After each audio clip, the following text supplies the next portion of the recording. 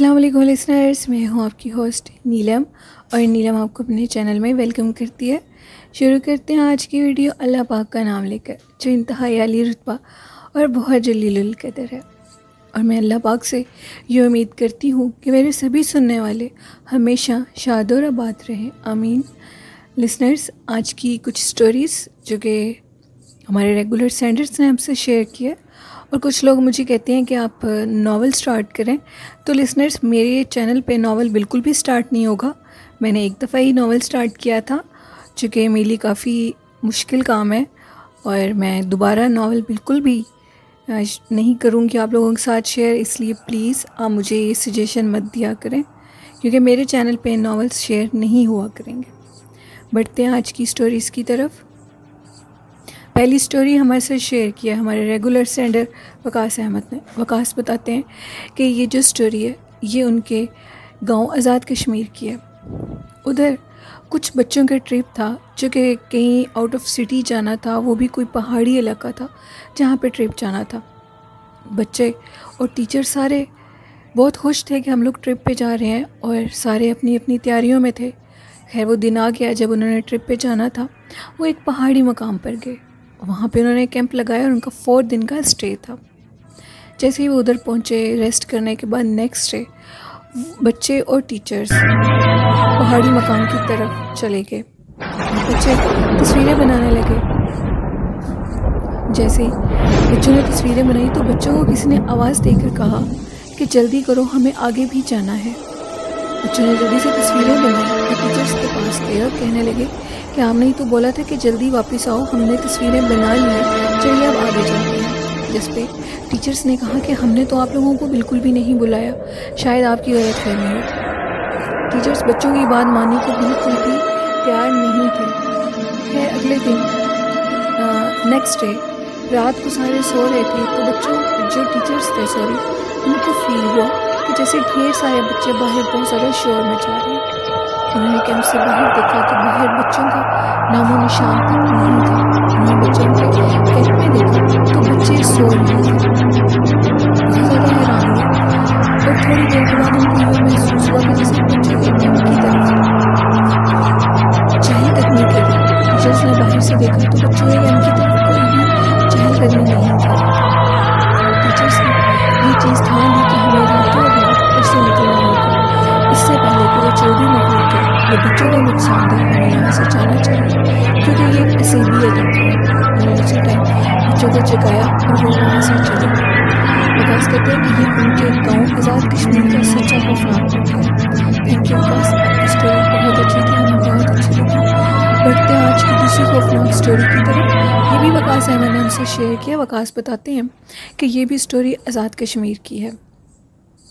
उधर आज़ाद कश्मीर में वो कहते हैं कि आगे करके एक छोटा सा गांव था, और उसमें एक दरिया टाइप जगह बनी हुई थी, जहाँ जो कि दरिया होता है। अब वो जो दरिया था वो 2 गांव के दरमियान में था। लोगों को आने जाने में बहुत ज़्यादा दिक्कत होती थी, क्योंकि दूसरे गांव में भी रिलेटिव्स रहते थे और इस गांव में भी रिलेटिव्स रहते थे। लोग बहुत ज़्यादा दिक्कत महसूस करते थे। उन्होंने इलाके के जो बड़े अफसरान थे उनसे काफ़ी दफ़ा ये अपील की थी कि हमें रास्ते के दरिया के दरमियान में एक ब्रिज यानी कि एक पुल बना देनी चाहिए कि हमें आने जाने में आसानी हो। लेकिन किसी ने भी उनकी बात की तरफ ध्यान नहीं दिया, और आखिर ये हुआ कि उन्होंने खुद ही उस दरिया के दरमियान में एक ब्रिज बना ली। अभी ब्रिज बन रही थी, गांव के लोग खुद ही ये पुल बनवा रहे थे कि जब वो पुल तैयार हो गई तो एक दिन उस पुल के ऊपर से एक गाड़ी गुजरी। गाड़ी में कुछ लोग थे जो कि शादी पे जा रहे थे। पुल के ऊपर उनको एक शख्स खड़ा हुआ नज़र आया, और वो कहने लगा कि प्लीज़ मेरी हेल्प करो, मुझे आपकी मदद चाहिए, मैं किसी दूसरे गांव से आया हूँ और रास्ता भूल चुका हूँ। उन्होंने उस शख्स को गाड़ी में बिठा लिया और आगे जाकर उसको उतारा। जैसे ही उन्होंने उसको उतारा तो उन्होंने आगे पीछे से देखा, वो शख्स अचानक से गायब हो गया। वो बहुत हैरान हुए, और इस वाक़े को अभी 3 से 4 दिन ही गुजरे थे कि कुछ बच्चे जो कि पैदल थे और वो स्कूल से वापस आ रहे थे। उनको उस पुल के ऊपर एक शख्स खड़ा हुआ मिला, कोई अजनबी शख्स, और उन बच्चों को बुलाकर कहता है कि मेरी मदद करो, मैं रास्ता भूल चुका हूँ और मुझे अपने गांव में जाना है। बच्चों ने पीछे से मुड़कर जैसे पुल पर आना शुरू किया तो वो शख्स उनके सामने अब गायब हो चुका था। ये वाक़यों का तसलसल शुरू होने लगा। गांव वालों को भी पुल के ऊपर एक अजनबी शख्स नज़र आता जो कि अचानक से गायब हो जाता। सब ने अपने मतलब कि एक दूसरे से इस बात को शेयर किया। शेयर करने के बाद वो इस रिज़ल्ट पे पहुँचे कि हमें किसी पीर साहब को यहाँ लाना होगा। वो किसी पीर साहब को इधर लेकर आए। अब पीर साहब उधर आए। पीर साहब ने सारी जगह चेक की। जैसे उन्होंने सारी जगह को चेक किया तो उन्होंने बताया कि आपसे बहुत बड़ी गलती हुई है। जहाँ पे आपने ये पुल बनाई है, इस जगह पे एक नेक जिन का घर था और वो घर इस पुल के नीचे आ चुका है। उसको अपना घर नहीं मिल रहा। आपको यहाँ से पुल को आधा तोड़ना होगा और इस पुल के रुख को चेंज करना होगा। जैसे आप ऐसे करेंगे तो वो नेक जिन आपकी जान बिल्कुल छोड़ जाएगा। उन्होंने ऐसे ही किया। उन्होंने उस पुल को तोड़ा और तोड़कर उसकी जगह को चेंज कर दिया। जैसे ही जगह को उन्होंने चेंज किया तो वो जो नेक जिन था वो वहाँ से आना बंद हो गया। ये भी स्टोरी वकास अहमद के गांव की है। उससे थोड़ा आगे करके गांव में उन्होंने हमसे शेयर की। थैंक यू वकास, आपकी स्टोरी बहुत अच्छी थी। बढ़ते आज की तीसरी खौफनाक स्टोरी की तरफ। ये स्टोरी भी वकास अहमद ने हमसे शेयर की है, जो कि यूके की स्टोरी है। वो कहते हैं कि उनका एक फ्रेंड था जो कि एक ऑफ़िस में काम करता था। वो बहुत लिमिटेड रहने वाला शख्स था। किसी से ज़्यादा उसकी दोस्ती नहीं होती थी। जैसे ही उसका काम ख़त्म होता था वो अपना काम करके अपने घर की तरफ पैदल चल पड़ता था। एक दिन वो अपने घर की तरफ जा रहा था तो उसको हमेशा से रास्ते में एक अबेंडेड पुलिस स्टेशन नज़र आता था और उस पुलिस स्टेशन के ऊपर एक मतलब कि कुछ लिख कर लगाया हुआ था कि ये जो पुलिस स्टेशन है इसको ख़ाली करके ये पुलिस स्टेशन किसी और जगह पे शिफ्ट हो गया। उसने वैसे ही देखा कि मैं इस जगह को देखता हूँ। अभी शाम का टाइम था, अंधेरा हो चुका था। वो जैसे ही उस जगह की तरफ गया तो वो हैरान हुआ कि जगह तो बिल्कुल अबेंडेड है और इधर कोई भी नहीं है, फिर भी मुझे किसके कदमों की आवाज़ आ रही है। उसने अपने से पीछे से मुड़ के देखा तो एक पुलिस वाला खड़ा हुआ था। उस पुलिस वाले ने बहुत सख्ती से उसकी तरफ देखा, जिस पे उसने कहा कि सर मैं यहाँ से जा रहा हूँ, मैं तो वैसे ही इस जगह का मुआयना कर रहा था कि ये जगह खाली है, आखिर पुलिस स्टेशन किधर गया है। उस शख्स ने उससे कहा कि जितनी जल्दी होता है इधर से चले जाओ, अगर तुम इधर से नहीं जाओगे तो तुम्हारे लिए बहुत बुरा होगा, ये जल्दी करो, इधर से चले जाओ। वो जो लड़का था वो जल्दी से उधर से गया और 10-15 कदम दूर जाने के बाद उसने पीछे से मुड़ के देखा तो वो जो पुलिस वाला था उसकी शक्ल इंतहाई बदसूरत हो चुकी थी और बहुत खौफनाक और गुस्से वाली शक्ल में वो उसकी तरफ देख रहा था। वो लड़का कहता है वकास से कि मैं 3 दिन घर में बेहोश रहा। मेरी हालत इतनी ख़राब थी। वो जो खौफनाक मंज़र मैंने देखा, वो जो एक वाक़या मेरे साथ पेश आया, मैं उसको कभी भी भुला नहीं सकता था।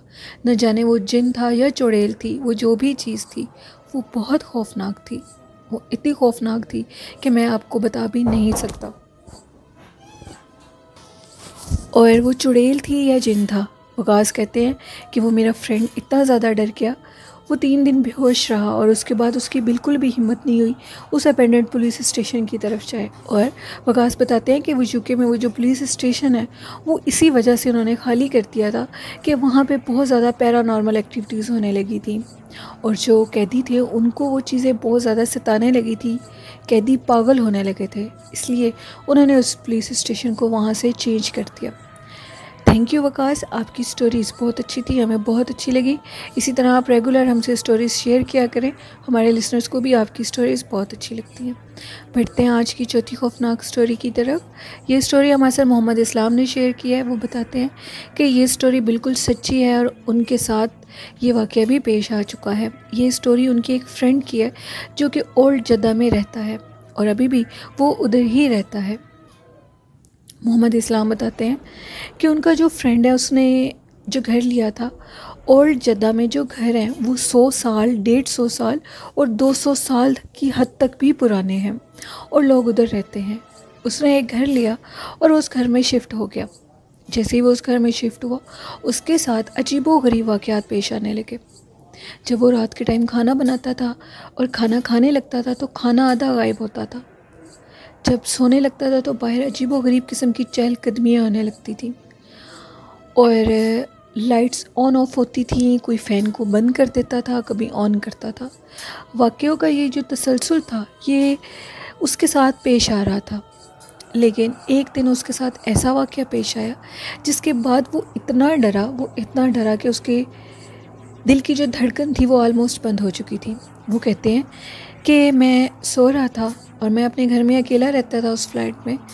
तो मैं जैसे ही सोया मुझे फ़ील हुआ कि जैसे किसी ने मेरे रूम के दरवाज़े को खोला है और खोल के कोई अंदर आया है और उसने मेरे फ़ैन को बंद कर दिया है और आकर मेरे साथ लेट गया है।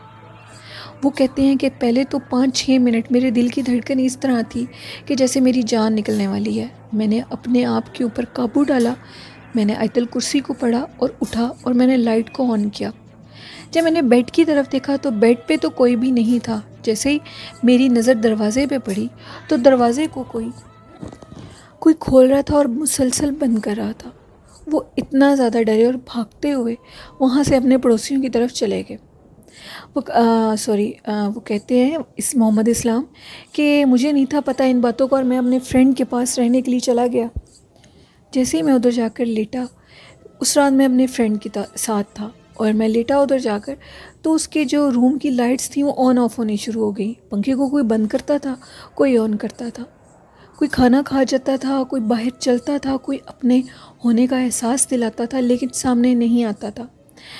और मोहम्मद इस्लाम कहते हैं कि मैंने वो रात बड़ी मुश्किल उधर गुजारी। मैंने सुबह अपने दोस्त को बताया कि जब मैं तुम्हारे रूम में सोया था तो मेरे साथ अजीबोगरीब वाक़ये पेश आए, जिस पे उनके दोस्त ने बताया कि हाँ ये फ़्लैट बहुत ज़्यादा हॉन्टेड है लेकिन अब मुझे इधर रहने की आदत हो चुकी है। मोहम्मद इस्लाम कहते हैं कि ये वाक़या उनके साथ पेश आया और उन्होंने अपनी आंखों से देखा और उन्होंने मेरे सुनने वालों के साथ इस वाक़ये को शेयर किया। थैंक यू मोहम्मद इस्लाम, आपकी स्टोरी बहुत अच्छी थी, हमें बहुत अच्छी लगी और आई होप मेरे लिसनर्स को भी बहुत अच्छी लगेगी। ये थी आज की स्टोरीज़। लिसनर्स आपको कैसी लगी अपना फ़ीडबैक मुझे आपने ज़रूर देना है। और आज की अच्छी बात मैं आपके साथ शेयर करना चाहती हूँ, वो ये कि सुबह शाम सदका दिया करें। सदका हमारी बलाओं को टालता है, हमारे पे आने वाली मुसीबत को टाल देता है। ज़रूरी नहीं है कि अगर आप पैसों का सदका नहीं दे सकते तो आप किसी खाने वाली चीज़ का सदका दे दें, लेकिन सदका ज़रूर दें। और जो अफोर्ड कर सकते हैं वो सुबह शाम पैसों का सदका दें, उन पैसों को इकट्ठा करके किसी गरीब की मदद करते हैं। अल्लाह आपकी मदद ज़रूर करेगा और सदका देने से माल बढ़ता है, ये अल्लाह का वादा है। और सदका हमारी मुसीबतों को भी डालता है। ये अल्लाह के साथ ऐसी तजारत है जो हमारे रिस्क में भी इजाफ़ा करती है और हमारी मुसीबतों को भी डालती है और हमारी ज़िंदगी को भी वसी करती है। और जो सदका देता है मरने के बाद वो अल्लाह के अर्श के नीचे अपने सदक़े के साए में खड़ा होगा और उसका बहुत अफजल दर्जा होगा। ये थी आज की अच्छी बात और मेरे सुनने वाले इस बात पे ज़रूर अमल करना आप सब लोग, और इंशाल्लाह इसका फ़ीडबैक आपको ज़रूर अच्छा मिलेगा। और आप भी अपनी अच्छी बातें, अपनी स्टोरीज़ मेरे साथ शेयर किया करें, मुझे बहुत अच्छा लगेगा। ईमेल एड्रेस जो कि डिस्क्रिप्शन बॉक्स में मैंने दिया हुआ है और कमेंट बॉक्स में भी आप अपनी स्टोरीज़ मेरे साथ शेयर कर सकते हैं। और इसी के साथ अपने फेवरेट चैनल नीलम वॉइस ऑफिशियल को इजाज़त दीजिए। अपना बहुत ज़्यादा ख्याल रखिएगा। मैं तो आपको दुआओं में याद रखती हूँ, आप भी मुझे अपनी दुआओं में ज़रूर ढेर सारा याद रखा करें। अल्लाह हाफ़िज़, अल्लाह निगहबान।